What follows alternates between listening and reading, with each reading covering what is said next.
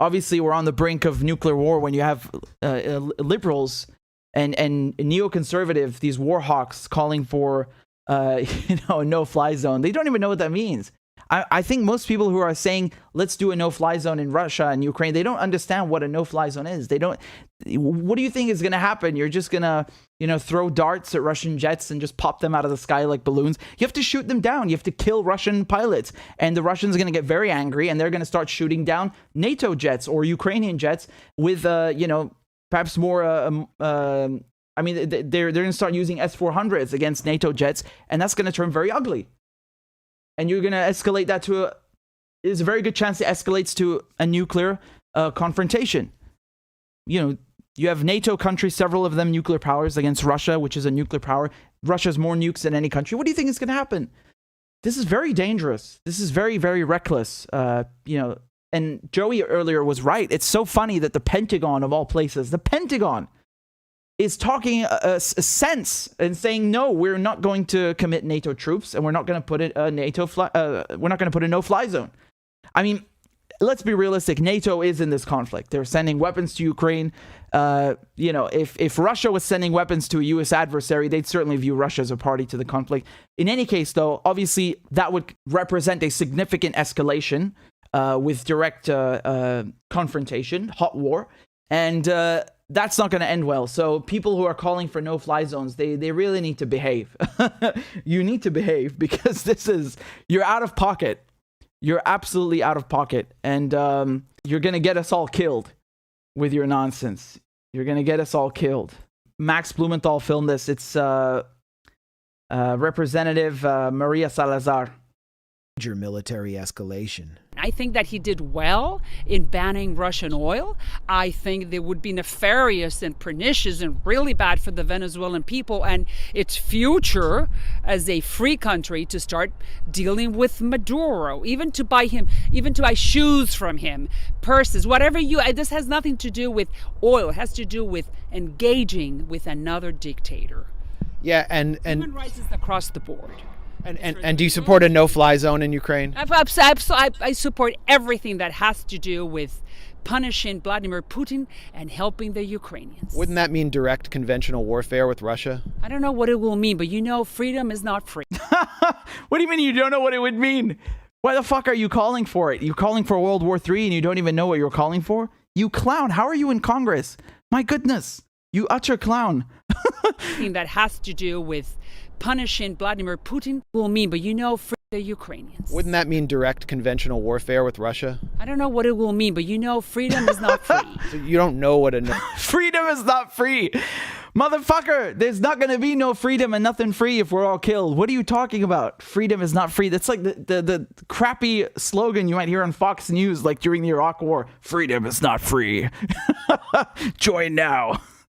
Warfare with Russia? I don't know what it will mean, but freedom is not free. So you don't know what a no-fly zone will mean. If you have to shoot down Russian planes, I mean. Of course. So of course. Then she's like, oh, that's what it means. Yes, let's go. will mean if you have to shoot down Russian planes, I mean. Of course. So conventional war with Russia. Listen, thank you. God, that was hilarious. She's more of a comedian than a congressperson, isn't she? God, I love that. That was hilarious. Of course, let's go. Oh, goodness. Oh, goodness. This is really... they don't have the brightest people in Congress exactly, do they? I want to show you something else. This is from Adam Kinzinger, okay? So he was on Twitter, and look what he posted. He said that, quote, Belarus is not in a Warsaw Pact. No shit. Warsaw Pact doesn't exist anymore, buddy. Belarus is not in a Warsaw Pact. Belarus should become a legitimate target by NATO if this is true. It's a way to indirectly respond without directly attacking Russia. What do you mean if this is true? Like it's a secret that will later be revealed? You're going to open a fortune cookie and find out if Belarus is in the Warsaw Pact? It doesn't exist, you fucking dunce. What do you mean if this is true? He speaks like a 12-year-old. Look how he writes.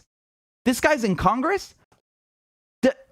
Belarus was part of Russia, of the Soviet Union. And the Warsaw Pact doesn't exist anymore since the early 90s. It was dissolved when the Soviet Union collapsed.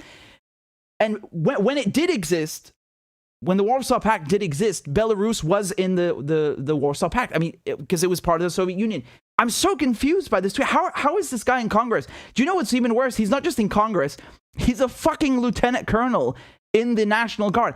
You're in the military and you don't know whether the Warsaw Pact exists. What are you discussing during briefings and training? What are they teaching you?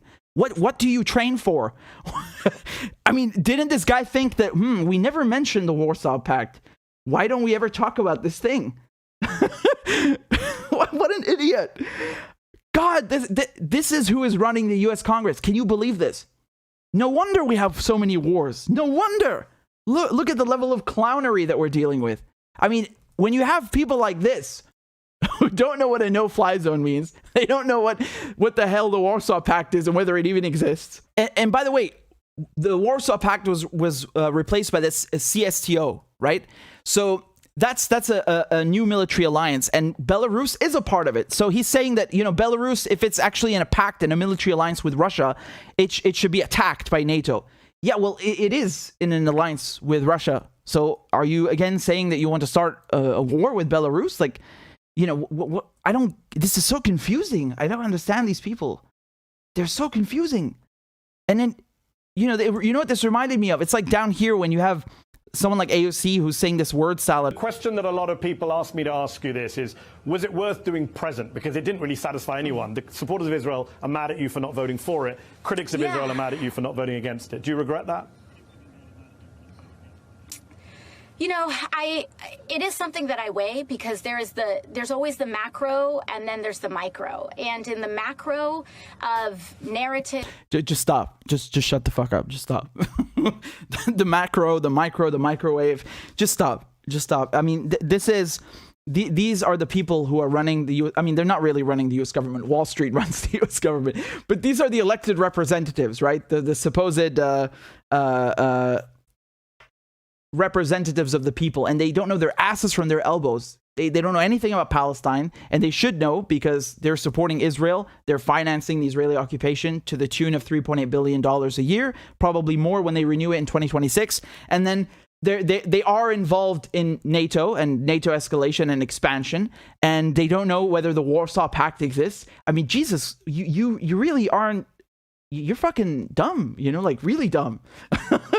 This is bad. Like this is an abomination. There are people in high school who know more than this. This is really, really bad. And I wish it was just like a few of them, but it's probably most of them. And that's why you end up in a situation where they don't know. They really don't know. Because I used to think these like statements, these word salads from AOC, they have to be fake. Like she can't be that stupid, right? She must be faking this. Because she would talk about Palestinians and we have to support Palestinian rights. Remember, we can't talk about it. We got to be about it. What does that mean? Are you gonna stop funding Israel or not? Like, which one is it? And they make these ridiculous word salads, so you have no clue what they're saying. And I thought, like, the first time, it's probably just avoiding the question. But then it's like multiple times. And like, wow, I'm starting to think these people are really dumb. Like, they just really have no clue what's going on. They really have no idea. And to be fair to AOC, there's an interview she did with Glenn before she got elected. And she condemned Israel, and she was correctly pointing out how they were shooting people at the border, the so-called border fence during the right of return marches. So she was perfectly capable of seeing what that was and condemning that. So what changed? This is again why I'm confused, because they're politicians after all, man. They're two-timers by profession. They're double-faced, they're two-faced by profession. Double-time and two-faced lying motherfuckers, lying dog-faced pony soldiers. They're certainly two-timing, two-faced, lying dog-faced pony soldiers, and this one is really a dumb pony soldier. Oh boy. So, I hope you enjoyed this little collection of latest absurdities by elected representatives in the U.S. Wow.